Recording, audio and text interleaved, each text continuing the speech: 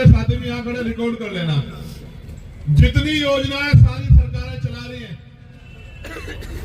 दोबारा कह रहा हूं, फ्री बिजली, फ्री पानी, फ्री ये और भी कुछ टैक्सीज, उनकी सारी योजनाएं, और उन योजनाओं पे भी प्लस करके मैं किसी की योजना ना गिनाता, मैं संवैधानिक शक्ति को समझता हूं।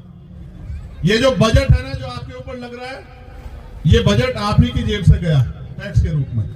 आपका पैसा आपके ऊपर लगाना कोई बहुत बड़ा काम नहीं।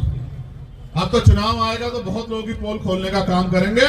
एमसीडी वाले क्या कर रहे हैं, दिल्ली सरकार वाले क्या कर रहे हैं, बहुत लोगों की बात बताएंगे आपको।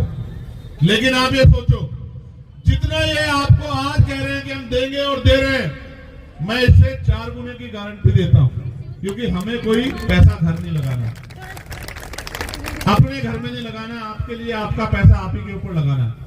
तो जो ये दे रहे हैं इसके 4 गुने की गारंटी मैं आपको देता हूं। मैंने मांग की प्राइम मिनिस्टर से कि उस शिक्षा में स्कॉलरशिप मिलनी चाहिए। दिल्ली के मुख्यमंत्री ने पढ़ लिया, उनकी रिसर्च टीम ने अगले दिन उन्होंने कहा मैं बहुत बड़ी घोषणा बाबा साहब अम्बेडकर पे करना चाहता हूं, कल इस समय करूंगा। हमारे साथियों ने कहा कि मुख्यमंत्री जी को घोषणा, हमने कहा हमारा चार्ट उठा लो, 12 घोषणा में से एक घोषणा उसमें से ही होगी। तो कहा बाबा साहब अम्बेडकर शिक्षा को बड़ा महत्व देते थे, तो उस शिक्षा में हम लोग स्कॉलरशिप देने का काम करेंगे। मगर अब देखो कितने तेज है, गौर से सुनो, वो अपना एडमिशन करवा ले तो उनको बाकी सारी मदद हम लोग करेंगे। भाई ये बताओ, 12वीं तक की स्कॉलरशिप देके डॉक्टर बना दोगे क्या, इंजीनियर बना दोगे क्या, वकील बना दोगे क्या, जज बना दोगे क्या, क्या बना दोगे?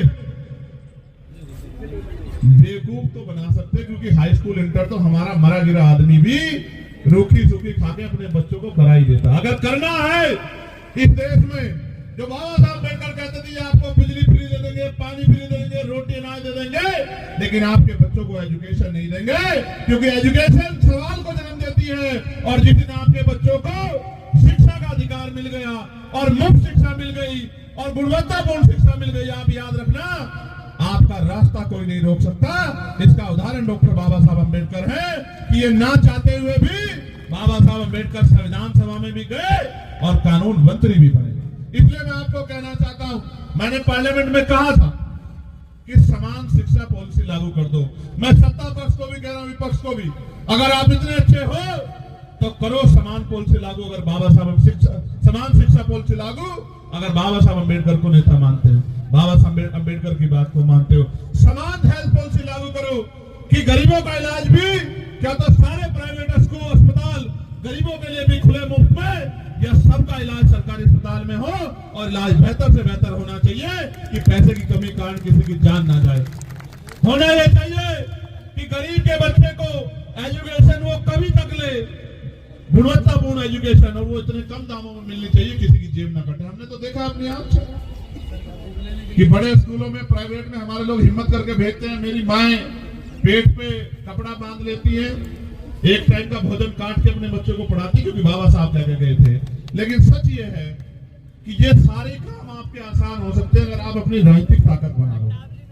मैं ये महसूस करता हूं, आप सब कुछ सीखे बाबा साहब से, बस ये अपनी उंगली का सही प्रयोग करना नहीं सीख पाए, जो सबसे आसान काम। इस उंगली का सही प्रयोग करना सीख लो, आपके बच्चों के और आपके तरक्की के रास्ते खुलने में बहुत देर नहीं लगी। आप यहाँ आए, आपने